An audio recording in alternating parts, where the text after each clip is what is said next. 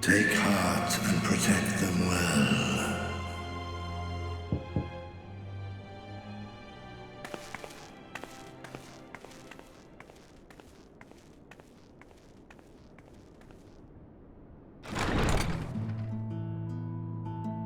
Good, you're here. You haven't eaten yet, have you? We've bought quite a spread if you're interested. Only the finest dining from the last stand.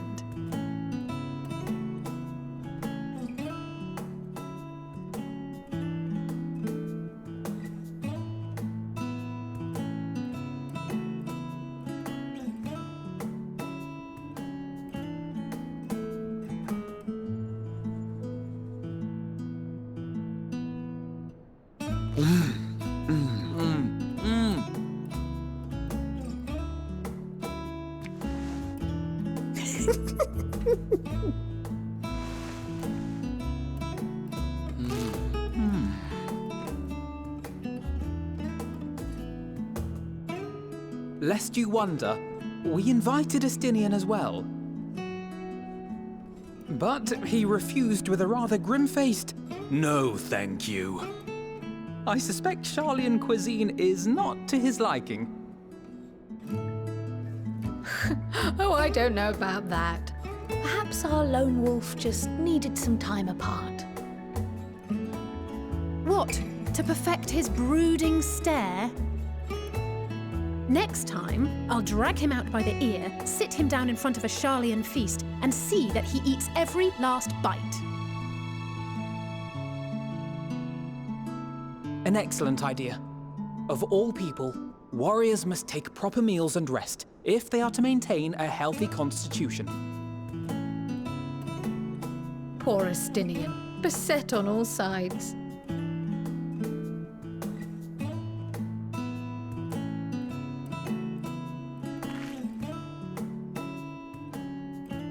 Speaking of one's physical condition, Mistress Quile, I hear you recently played literal host to Heidelin herself. And what an experience that was. Tiring, yes, but no lasting harm done. If anything, I should have liked to speak with her longer. I've not felt a hint of her presence since. Heidelin instructed you to carry that flower, yes?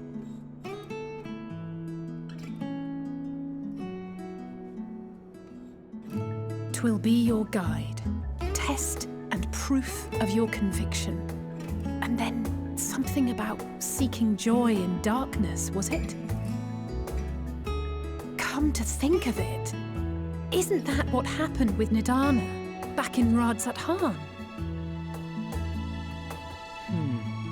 The flower did seem to radiate a joyful glow, as if reflecting the elation we all felt, the relief of a people with renewed hope. Indeed, and in turn, I felt buoyed by that radiance. 'Twas akin to spotting a beacon and knowing we were on the right path. I know we've not yet triumphed over the Telophoroi, or learned the full breadth of the Forum's plans. But even within the midst of our struggles, we find small moments of joy to sustain us. Rare and hard-won perhaps, but it is this pursuit of happiness that gives us the strength to carry on day after day.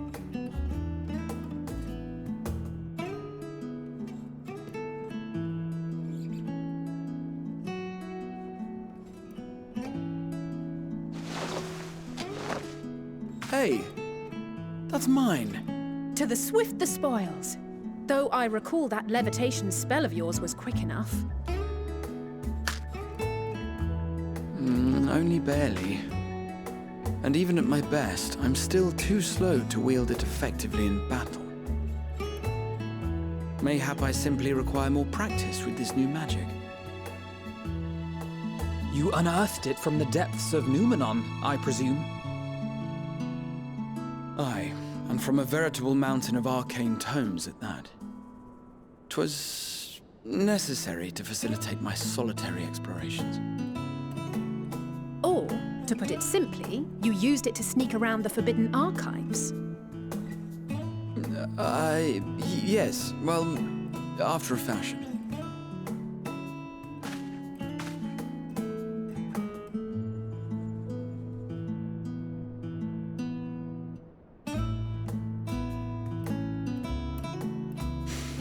They're tall, you see. The shelves, they're too tall for me. And I could hardly move the library's platforms without attracting attention now, could I?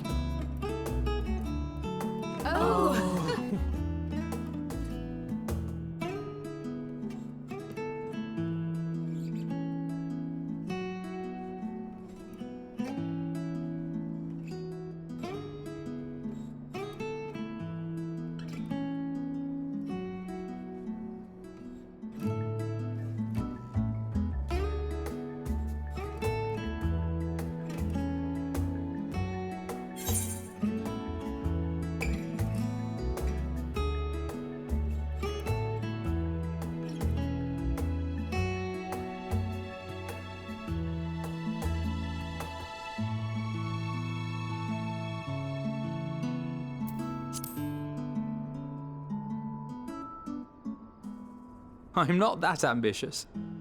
But 'tis pleasant to idle away the hours every once in a while.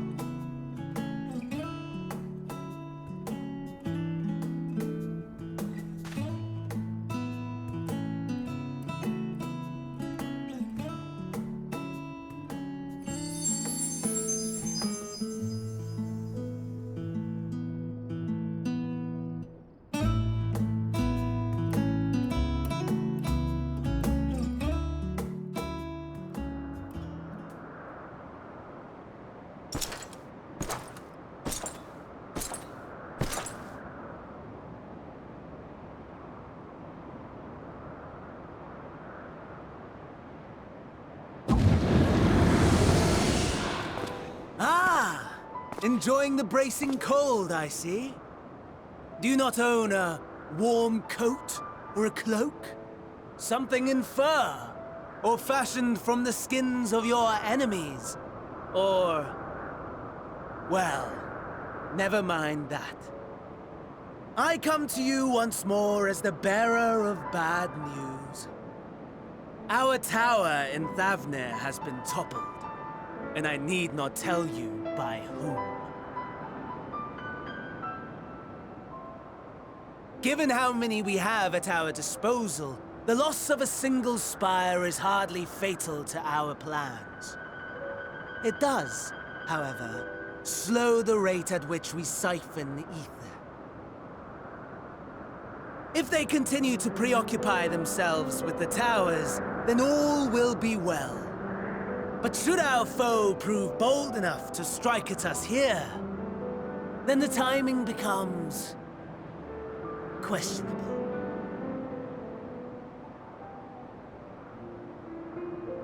Our foe is bold enough. Of that, I can assure you.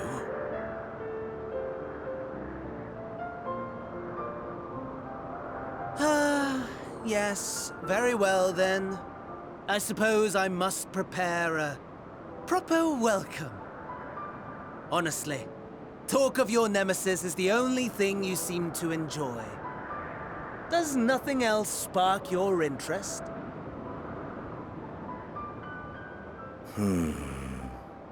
No. All else is... equal. Equally tedious. Equally disappointing. The world is a tepid bog into which we sink, too weak to thrash as the mud clings to our eyes and fills our throats till we blissfully choke. But then came the light, blinding and pure and hot, so very hot, enough to set my soul aflame. I basked in the afterglow until the void yawned once more. And then I knew the muck would never claim me again. There was naught for me ahead, so I drew the curtain on all that had come before.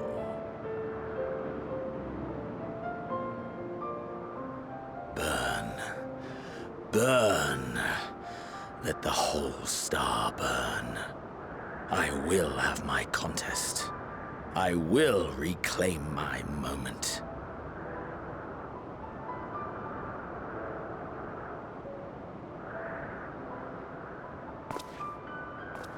How wonderful that the emptiness of death has not dissuaded you from committing your life to its pursuit once more. I don't know whether to envy you or pity you.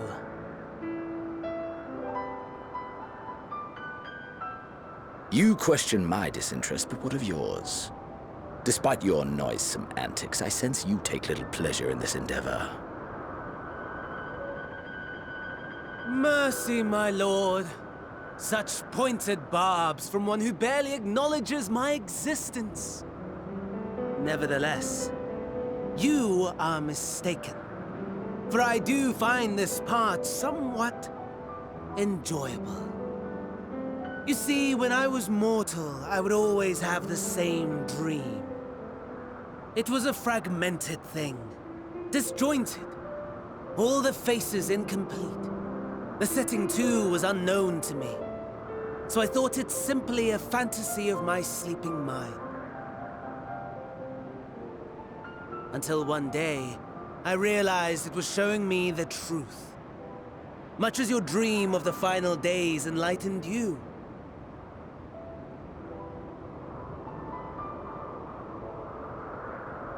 And soon, very soon, the rest of the world will see the truth of my dream, too. Yes, I think that is something we can both enjoy.